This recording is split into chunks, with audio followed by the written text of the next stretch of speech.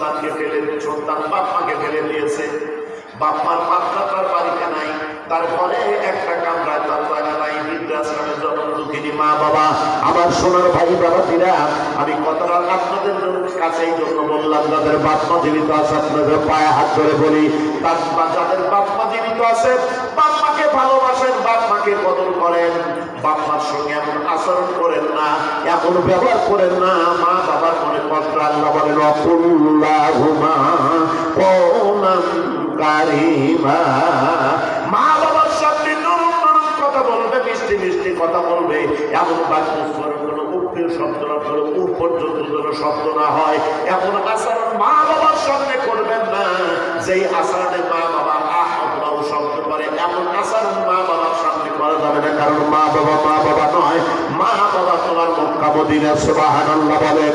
7 লক্ষ টাকা দিয়ে করে বস করার জন্য যাবেন, সেই কথা আল্লাহ দরবারে কবুল হবে কি হবে না কোনো গ্যারান্টি নাই। কিন্তু কোন সন্তান ইবনে আব্বাস রাদিয়াল্লাহু তাআলা থেকে হাদিস বর্ণনা করা হয়েছে, আল্লাহর নবী বলেন, সকালে সন্তান ঘুম থেকে উঠে মাকে মা বলে ডাক দিল, বাবাকে বাবা বলে ডাক দিল, তাদের মুখে হাসি ফুটাইলো। আল্লাহর নবী বলেন, ওই সন্তানের আমল নামায় একটা কুমরতি হজের সব তার আমল নামায় দেওয়া হলো। জোরে বলুন সুবহানাল্লাহ। ইয়া রাসূলুল্লাহ, ইয়া হাবিবাল্লাহ, আমি যদি মা বাবার দিকে দিনের মধ্যে 10 বার রহমতের দৃষ্টি দেখাই তাহলে কি হবে? আল্লাহর নবী বলেন 10 বার কেন, যদি 100 বার তোমার মা বাবার দিকে নেক নজরে তাকাও, 100টা কুমরতি হজের সব তোমার আমল নামায় দেওয়া হবে। সুবহানাল্লাহ বলেন। সেই মা বাবা অনেকের নাই আজকে, সেই জানে যে মা বাবা কি জিনিস, যে হারাইছে। আমরা দাঁত থাকতে দাঁতের মর্যাদা দিতে পারি না। ভাইরা আমার, এই জন্য একটা দোষ দিয়ে গেলাম, পায়ে হাত করে বলি, ভাই মা বাবার সঙ্গে খারাপ আচরণ করেন না, মা বাবাকে ভালোবাসেন। অনেক সন্তান আছে মা বাবাকে পালি করে ভাত দেয়, একজন মাকে দেয়, একজন বাবাকে দেয়, আবার পালি করে কেউ 7 দিন 7 দিন পালি করে, কেউ মাস করে পালি করে, এরকম আছে না নাই? পালি করে দিয়ে না ভাই, ভাগ করে নিয়ে না। বড় সন্তানের ঘরে মা খায়, ছোট সন্তানের ঘরে বাবা খায়, এরকম ভাগ করে ভাত দেয়, কাপড় দেয়, তাদের ব্যাগ দেখাশোনা করে। দুইজন যদিও দুইজনের ঘরে খায়, কিন্তু দুইজনের মনে বড় কষ্ট। যখন মায়ের সামনে খাবার আসে, জন্ম দুঃখীর মা ওই বড় ছেলের ঘরে খাবার সামনে নিয়ে অজর চোখের পানি সে কাঁদতে আর বলে, আমি আব্দুল খালেকের বাবাকে ছাড়া কোনোদিন খানা খাই নাই, আমার সামনে যে খানা আসছে আলহামদুলিল্লাহ, না জানে আমার ছোট ছেলের ঘরে আমার আব্দুল খালেকের বাবার সামনে কি দেওয়া হয়েছে, খাইছি কি খাই নাই।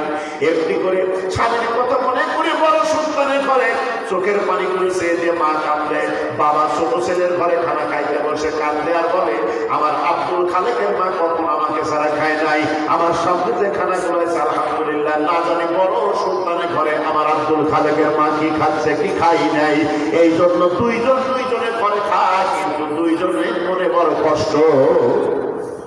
আপনি এখন তো খান, আপনি রুটি খান, আপনি যত কষ্টে চলেন, আপনি না খেয়ে থাকেন, মা বাবা না খেয়ে থাকবে। সন্তানের কাছে মা বাবা কোনোদিন কোনো আশা করে না, আমার বাবা আমাকে এটা দেবে ওটা দেবে, কোনো আশা করে কর। সন্তান চাকরি করে 6 মাস পরে বাড়িতে ফিরতেছে, ছোট ভাই বোন চিন্তা করেন 6 মাস পরে বাড়ির বাইরে কাছে ঈদের সামনে আমাদের নতুন জামা নিয়ে আসবে। স্ত্রী চিন্তা করতেছে, আমার জন্য একটা ভালো শাড়ি না আনলে তার সাথে কোনো কথাই নাই। ছেলেরা চিন্তা করে, মেয়েরা চিন্তা করে, আব্বা আমাদের জন্য কিছু না কিছু নিয়ে আসবে। কিন্তু জনম দুঃখিনী মা বাবা একটা বারের জন্য সন্তানের কাছে আশা করে নাই। 6 মাস পর 1 বছর পরে বেটা আমার জন্য একটা কাপড় আনবে, আমার জন্য একটা লুঙ্গি আনবে, চিন্তা একবার করে নাই। শুধু জনম দুঃখিনী মা চোখের পানি সে কাঁদতে আর বলে, আমার জাদুমণি কখন আসবে, মা বলে ডাক দিবে, আমি 7 টাকা মুখখানা দেখবো, আমার কলিজা ঠান্ডা হয়ে যাবে। বাপ্পা কখনো সন্তানের কাছে কোনো কিছু আশা করে না। ভাত যদি নাও দেয়, কাপড় যদি নাও দেয়, বাড়ি থেকে বিক্রি করে দিলেও মা বাবা সন্তানের জন্য দোয়া করে, বাবা তোরা পুরোনো তোলা খা, ভালো খা থাক, আল্লাহ আমাদের যেভাবে চালাবে। কোনো বাপ্পা সন্তানের জন্য বদদোয়া করে। আমি পায়ে হাত দিয়ে বলবো, বাজার ওই মা বাবার সঙ্গে ভালো আচরণ করবেন, বাপ মাকে পালি করে দেবেন না। আজকের থেকে আলোচনা করবেন বিবির সঙ্গে, বিবিরে আমি খাইলে আমার মা বাবা খাবে, কারণ জেনে রাখবেন যার খানা সেই খায়, কারো খানা কেউ খায় না। এই মুখ যখন আল্লাহ দুনিয়ায় প্রেরণ করেছে, এই মুখ প্রেরণ করার আগে আল্লাহ পাক আমার জন্য খাদ্যের বাজেট পাস করেছে। সুবহানাল্লাহ বলেন। কারো খাবার কেউ খেতে পারে?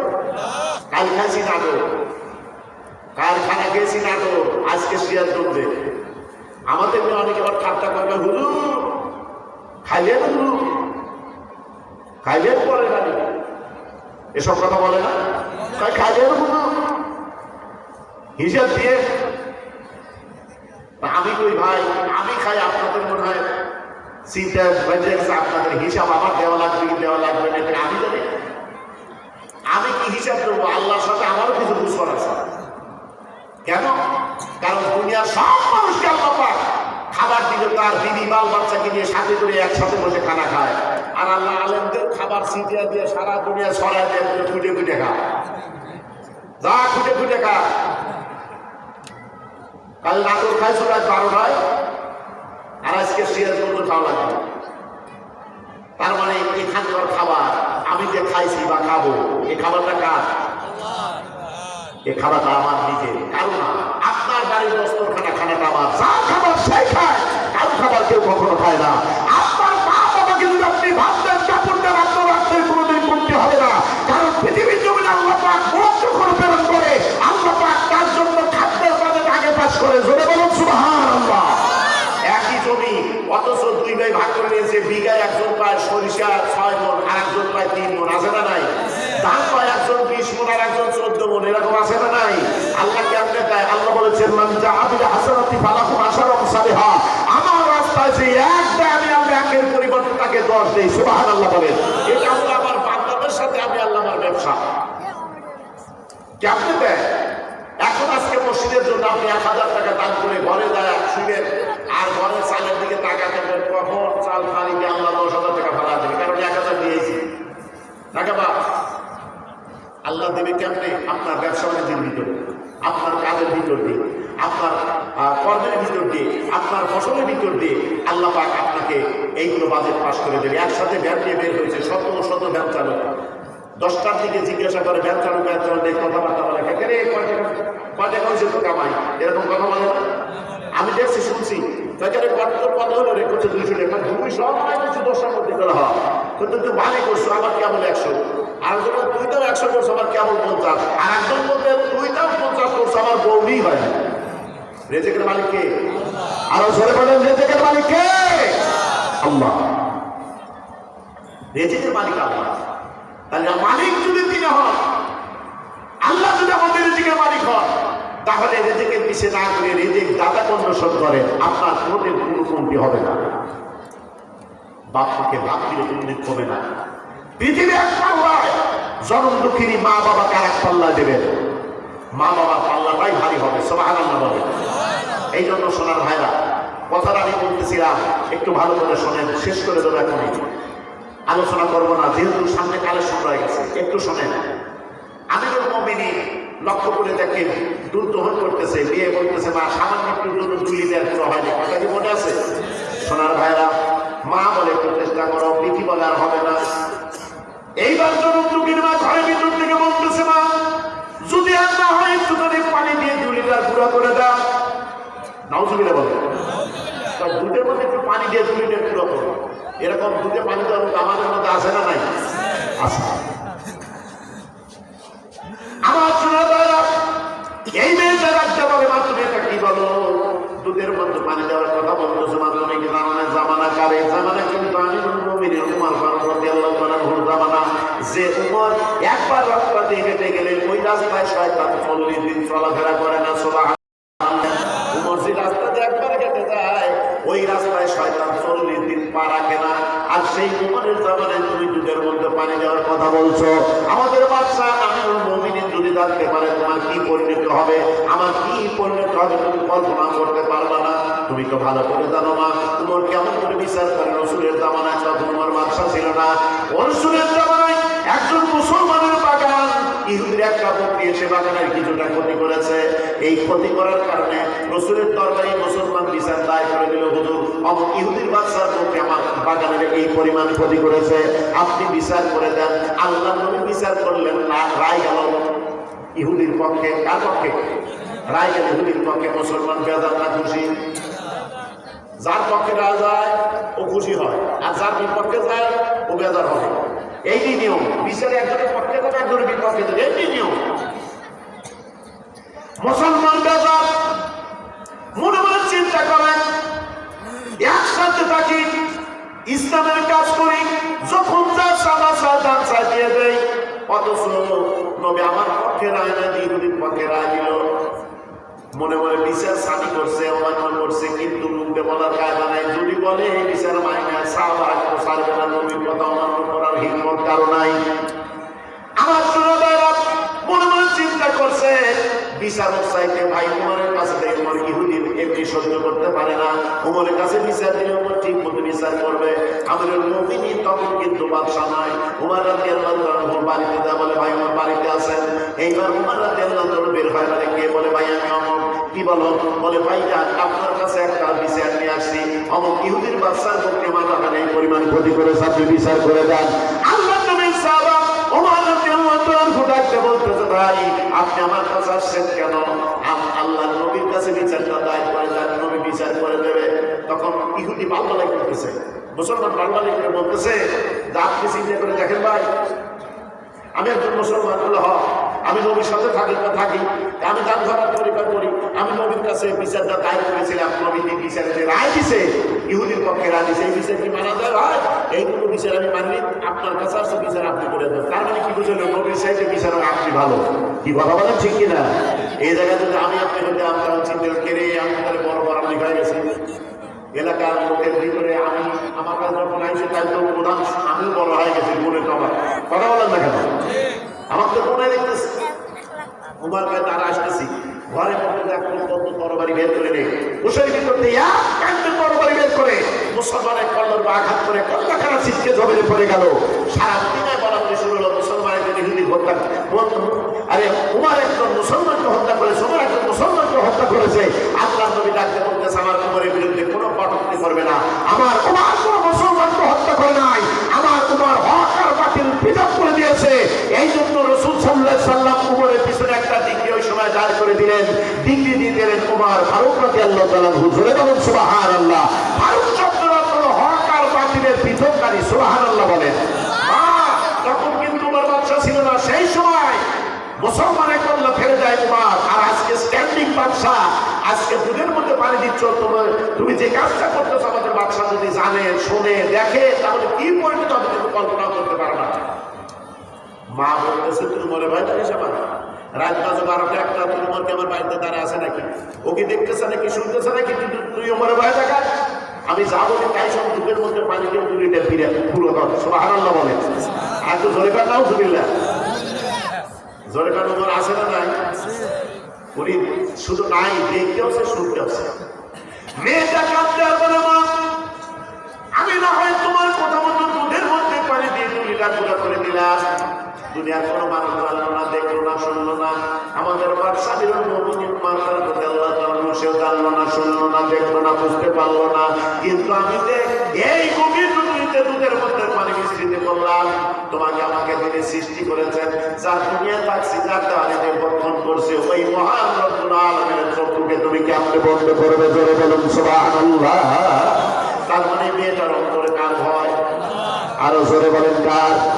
আল্লাহর ভয় যদি কোনো বান্দা অন্তরের মধ্যে থাকে ভাই, রাতের অন্ধকারে দুধের মধ্যে পানি দেওয়া সম্ভব হয় না। নাম হলো ভয়। ওই আল্লাহকে কারা কারা ভয় করে হাত তুলে দেখাইতে পারল না? দুই হাত তুলে না।